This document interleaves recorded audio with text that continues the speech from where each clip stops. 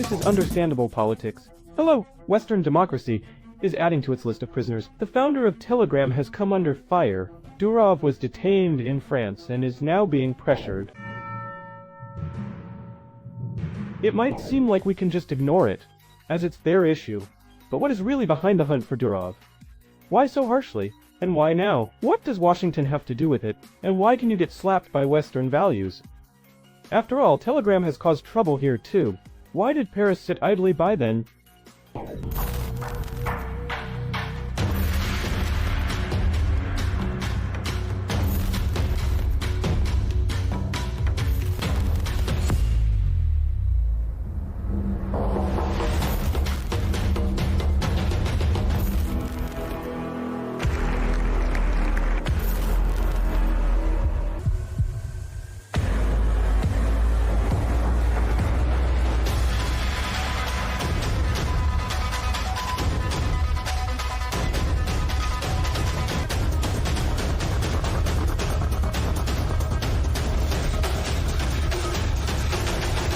Over the past decades, the words social networks and color revolution have been synonymous in the West. The Arab Spring, the Maidan in Ukraine, attempts to destabilize Russia, and of course the events in Belarus in 2020. Much of it was organized through platforms like Facebook and naturally, Telegram. Telegram has been with us for over 10 years, and its main feature, the famous encryption keys. Simply put, no intelligence agency can hack Telegram from the outside. By the way, it's the first messenger in the West that wasn't under the surveillance of the CIA, MI6, and others. At least not yet. However, such freedom on Telegram has predictably led to illegal activities. In Russia alone, several thousand Telegram channels were reportedly opened where you could buy drugs and even weapons. Another source of income for criminals is prostitution. But the main achievement of the app lies in the political realm. It also affected our country. Here's material from the turbulent year of 2020 for us. Today, a full-scale information war is being waged against the current Belarusian government. I closely follow the events in the country, so I can confidently say that none of this has any relation to reality. The will of the Belarusian people and spontaneous protests are nothing more than propaganda cliches in the information war. In no country does anyone ever spontaneously take to the streets. Every mass protest always has a sponsor, a backer, and an executor. In the case of Belarus, the protest mass is entirely controlled by the Poles through the Nexta project. What is happening today in Belarus is nothing but the world's first Telegram revolution. A few years ago, color revolutions were carried out in Egypt and Tunisia through Facebook. Today, Telegram has become the main channel for information transmission. The strategy to undermine the state was entirely built on blatant fakes that heated up society. The main feature of those events and protests was that instead of an opposition leader, there was Telegram. Where to go, what to shout, what to demand, how to prepare chains and Molotov cocktails, all of this was detailed in the feeds and chats. Belarusians experienced this firsthand. Many who were mistaken had an amazing opportunity to reflect on their delusions and analyze their mistakes. It is very emotionally and personally difficult, but they realized they were dependent and led by these very anonymous Telegram channels. And importantly, the state, as the main actor in political communication, took note of this, and both the Russian and Belarusian states drew conclusions. Today, social networks are no longer such terra incognita, an unexplored platform from which a colossal amount of threats emanate. Belarusians had never seen so many lies made in Telegram. They tried to numb consciousness with loud headlines. Lukashenko fled. The police are brutal. People are disappearing by the dozens. Through social networks, they skillfully raised the level of activity. The Belarusian leader, by the way, about this, spoke immediately. This has been shown 1,000 times. If we hadn't stopped those in 2020, Well, you saw where they were pulling the strings from? You took your phone, you saw the arrows showing where to go. Didn't you see?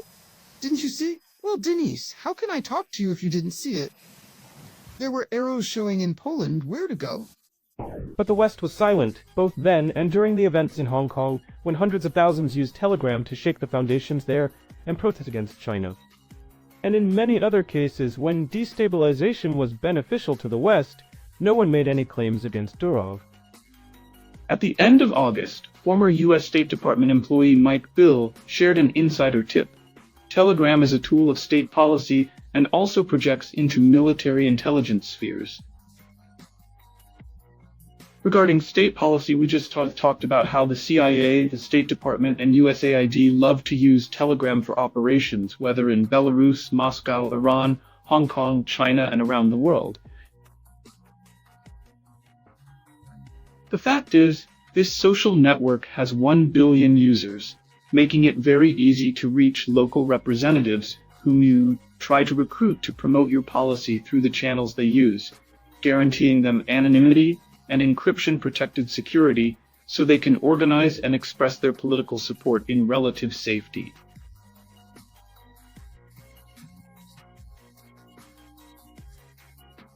Telegram has long become an agent of uprisings and revolutions. It turns out it fell into its own trap. If Durov and his app are beneficial to the West, no one touches him or demands encryption keys, as the initiative on this TG field is obviously on the side of the collective West. But as soon as Belarus, Russia, and other countries adapted and learned to play by these same rules, the following happens. Pavel Durov was detained on the night of August 25th at Le Bourget airport. He arrived there on a private jet from Baku. The French prosecutor's office noted 12 episodes in the criminal case. Among them, refusal to provide information to authorities, money laundering, and failure to take measures to prevent the platform's use for criminal purposes. The whole world once again saw the double standards of the West.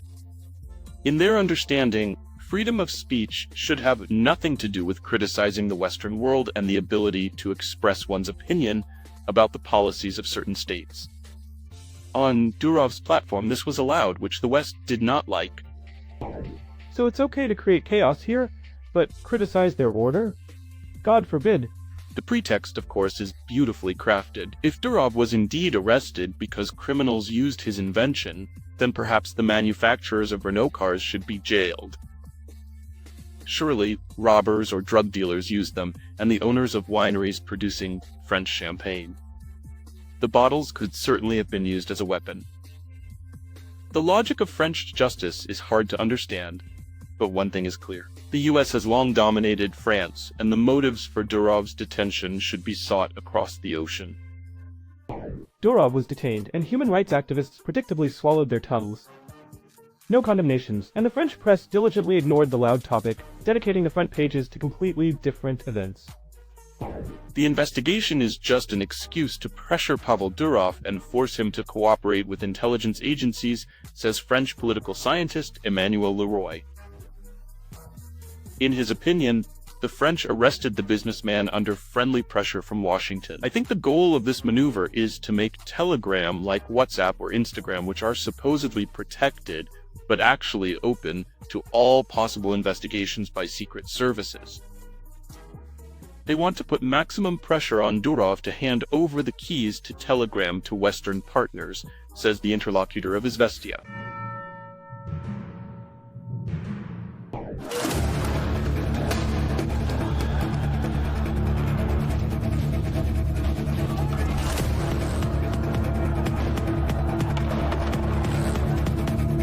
We've talked about the tragedy of the Arab Spring many times. Now, let's look at it from the perspective of media technologies. Here's an acknowledged fact. A couple of days before the mass carnage in Egypt, Google created a new feature for Twitter, the ability to leave a voice message on the platform. Why? The phenomenon of the Arab Spring was studied by American scientist Dean Freelon. We found that most people who used hashtags related to the events of the Arab Spring were not actually from the Arab region or the country of the hashtag's origin. We made another observation. Some events that were focused on and written about extensively by international media, such as Mubarak's resignation or the escalation of tensions in Libya, coincided with a surge in messages on Twitter in a specific hashtag from 100%. Core observers. Thus, we found that the attention of the outside world was directed by the media, not internal events.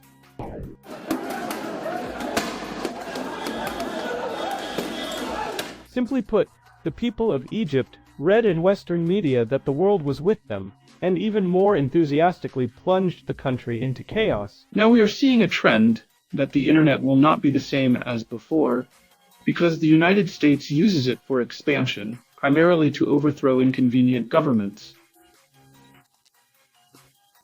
Therefore, we will now see the fragmentation of the internet into sectors.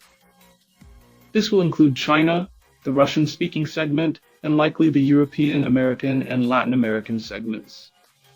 So in about 10 to 20 years, the internet will be divided into such fragments. For now, we will see a massive flow of various fakes and similar actions, sanctions, and so on, against the leaders of social networks not controlled by the US, wherever they are.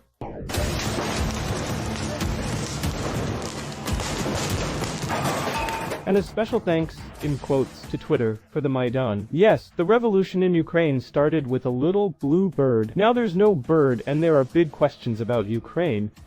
By the way, the name Euromaidan came from a hashtag on Twitter. At that time, Facebook also got involved in the Ukrainian events. On his Facebook page, politician Mustafa Nayyem called on people to go to Maidan. Dress warmly, bring umbrellas, tea, and a good mood. That's how he sold the revolution, and from this seemingly harmless post, the story of Ukraine that we see and know today began. The most widely shared posts on Facebook in recent days are images of police violence, injured protesters, or brave people. For example, images of medics helping the wounded, which create an unrealistic picture of the events on Maidan. Such posts motivate protesters to resist the police. Also, live broadcasts from the protests and recordings of coordinating actions are gaining momentum on Facebook. There are social networks that are already entirely under Western control. If we talk about Zuckerberg's empire, of course, it is affiliated with the US Democratic Party. The same Facebook accused us of interfering in the American elections, deleted our projects, and deprived us of the opportunity to compete. In terms of the battle of meanings, opinions, assessments, and descriptions of reality. So, the Westerners have already done their work here. These are exclusively hostile social networks to us. Zuckerberg's empire. As we can see, social networks are good when they dance to your tune. If Western elites encounter resistance, the list of democracy's prisoners immediately grows. In Durov's case, the pressure is political, says Tucker Carlson, who experienced the press of American freedom himself. Recall, he was kicked off the channel for an inconvenient opinion. The Biden administration encourages France and Macron to arrest Telegram owner and founder Pavel Durov. I think this is a hallmark of a dictatorship. Yes, we lost Europe. There is no freedom of speech in Europe now. Look at what happened to Elon Musk. They made him a villain because his platform was the only one where free expression of thoughts was allowed. And we'll end with the most massive confrontation. Today, YouTube is undoubtedly the world's main media platform, but it belongs to Google, which, as we know, doesn't mind cooperating with the CIA. It is known that a huge number of retired agents work at Google. Jacqueline Lepore, a leading U.S. government security expert in South Asia and the Middle East, has held a position at Google since 2017. Jacob Barrett, a leading CIA analyst, now works in the division responsible for YouTube. Nick Rossman, a senior manager at Google, is also a former CIA analyst. This is just a fraction of those who caught the attention of American media. Google is blocking Belarusian media YouTube channels in batches. On the Russian side, more than 3,500 channels have been banned. From media to musicians, undoubtedly, there is no freedom of speech on YouTube now. And there are at least two indicators of this.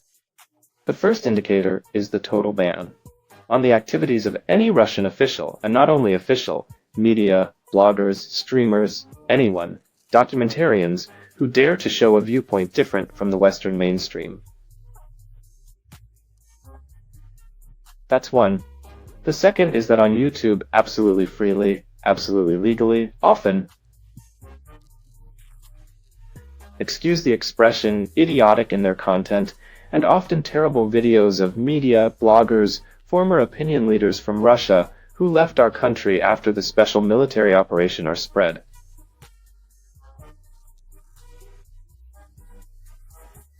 But did anyone still believe in democracy in the West after Assange and Snowden?